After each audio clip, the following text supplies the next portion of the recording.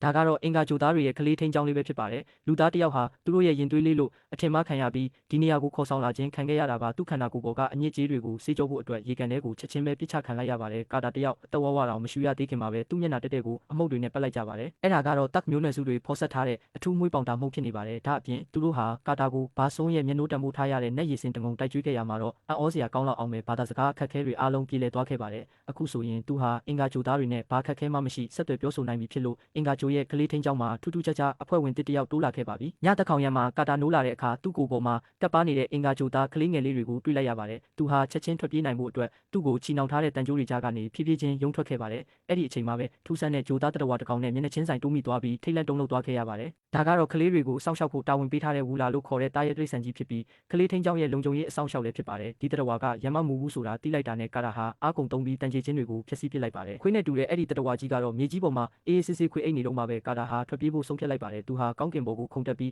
းအလွယ်တကူပြန်တက်သွားပေမဲ့သူလှည့်ကြည့်လိုက်တဲ့အခါဝူလာဟာသူ့ရှိတဲ့ကိုတယ်လီပို့နေရာရွှေ့ပြောင်းလုပ်ပြီးချက်ချင်းရောက်နေပါတယ်တာရဲကြီးဟာသူ့ရဲ့ဦးကောင်းကြီးနဲ့ကာတာကိုတွန်းထုတ်ပြီးမူလနေရာကိုပြန်သွားခိုင်းပါတယ်ကာတာကတော့ကြောက်လန့်တကြားနဲ့ပြန်ခုန်ထွက်ဖို့စူးစမ်းပေမဲ့ဝူလာကတော့တက်တောင့်တက်တာပဲနောက်ကလိုက်လာနိုင်ပါတယ်ပုံမှန်တံကထုံထိုင်းတယ်လို့ထင်ရပေမဲ့ဝူလာရဲ့လှုပ်ရှားမှုတွေကတော့မယုံနိုင်လောက်အောင်လင်းမြန်ပါတယ်ကာတာဘလောက်ပဲခုန်ပေါက်ပြီးပြေးနေပါစေသူမြေပြင်ပေါ်ဆင်းသက်မဲ့နေရာမှာဝူလာကတစ်စက္ကန့်အလိုကြိုရောက်နေတတ်ပါတယ်ကာတာတယောက်အတော်လေးစိတ်ရှုပ်သွားရပါတယ်ဒီတရဝါကြီးဟာသူ့ရဲ့ထွက်ပြေးအစီအစဉ်မှာအကြီးမားဆုံးအဟန့်တာဖြစ်လာပါတော့တယ်ပြေးစရာလမ်းမရှိတော့တဲ့အဆုံးကာတာဟာသူ့ရဲ့အားအင်အားလုံးကိုအသုံးချပြီးအမြင့်ဆုံးမျှော်စင်ပေါ်ကိုခုန်တက်လိုက်ပါတယ်မျှော်စင်ထဲမှာတော့တက်မျိုးနွယ်စုတွေဟာအကြီးအကျယ်ပျော်ပွဲရွှင်ပွဲကျင်းပနေကြတာပါသူတေချာကြည့်လိုက်တဲ့အခါသူလိုက်ရှာနေတဲ့ထူးဆန်းတဲ့ရွှေတစိမ့်ပြားလေးဟာမျိုးနွယ်စုကောင်းဆောင်ရဲ့ခပတ်မှာချိတ်ဆွဲထားတာကိုတွေ့လိုက်ရပါတယ်ဒါပေမဲ့အဲ့ဒီအချိန်မှာပဲဝူလာကဟောင်ပြီးဝုန်းတိုင်းကျဲဝင်လာတာကြောင့်ပွဲကပြတ်သွားခဲ့ပါတယ်တပ်တွေကတနာစရာကောင်းတဲ့အဲ့ဒီတရဝါကြီးကိုတတိလစ်သွားတဲ့အထိရိုက်ကြပါတော့တယ်ဝူလာနာကျင်လွန်းလို့အော်ဟစ်နေတာကိုကြည့်ပြီးကာတာမနေနိုင်တော့ပဲရန်ပွဲကိုတားဆီးဖို့လူအုပ်ထဲတိုးဝင်သွားခဲ့ပါတယ်သူကတာမန်အတိုင်းလက်သီးတစ်ချက်ပစ်လိုက်တာဖြစ်ပေမဲ့မတော်တဆတက်စစ်တီတယောက်ကိုထိခိုက်ဒဏ်ရာရစေခဲ့ပါတယ်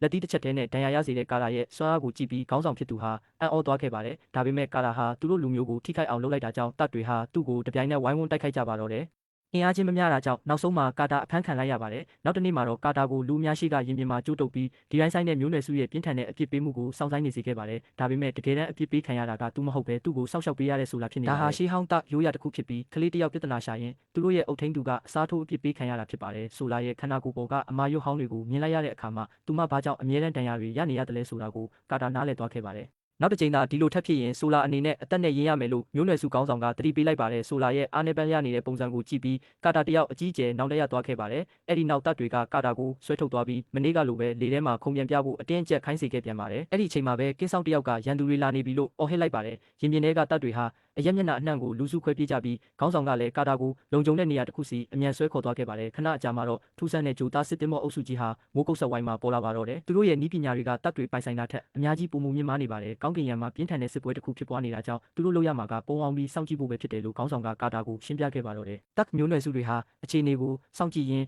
လောင်ကြီးတွေထက်နေကြပါတယ်တကယ်တမ်းတော့ဒီလိုဝက်ဆန်းကျဲတဲ့ဂျိုပေါ်မှာတပ်မျိုးနွယ်စုတွေတင်ရှိနေတာမဟုတ်ပါဘူးအလွန်အဆင့်မြင့်တဲ့တခြားယဉ်ကျေးမှုလူအဖွဲ့အစည်းတစ်ခုလည်းရှိနေပါသေးတယ်အဲ့ဒီအဖွဲ့အစည်းဟာကြမ်းတမ်းပြီးစစ်မှတ်လိုလားတဲ့ဇိုဒန်ကမြို့ပြနိုင်ငံနဲ့ငင်းချမ်းရေးကိုမျက်နှိုးတဲ့ဟီလီယမ်ဘရင်နိုင်ငံဆိုပြီးရန်ဖက်အုပ်စုနှစ်ခုအဖြစ်ကာလရှည်ကြာကွဲပြားနေခဲ့တာပါဇိုဒန်ကဟာအလွန်ကြီးမားတဲ့ဆက်ရန်ရဲ့ခံတပ်ကြီးကနေစစ်စင်ရေးတွေလှုပ်ဆောင်ပါတယ်သူတို့ဟာရာစုနှစ်ပေါင်းများစွာကြာအောင်နေချက်စစ်ပွဲတွေကိုဆင်နွှဲခဲ့ပြီးဂျိုဘော်ကတယံဇာတာတွေကိုလူယူဖျက်ဆီးတာအပြစ်မဲ့ပြည်သူတွေကိုဖမ်းဆီးတာတွေလှုပ်ဆောင်ခဲ့ပါတယ်သူတို့ကိုဟီလီယမ်ရဲ့စစ်တပ်တစ်ခုတည်းကသာခုခံတားဆီးနိုင်ခဲ့တာပါဒီအင်အားကြီးနှစ်နိုင်ငံဟာခေတ်အဆက်ဆက်အင်အားချင်းများတောက်အောင်ထိန်းညှိနေခဲ့ကြပါတယ်ဒါပေမဲ့တနေ့မှာတော့အဲ့ဒီလိုအင်အားချင်းထိန်းညှိထားမှုဟာအပြည့်အပိုင်ပျက်စီးသွားခဲ့ပါတော့တယ်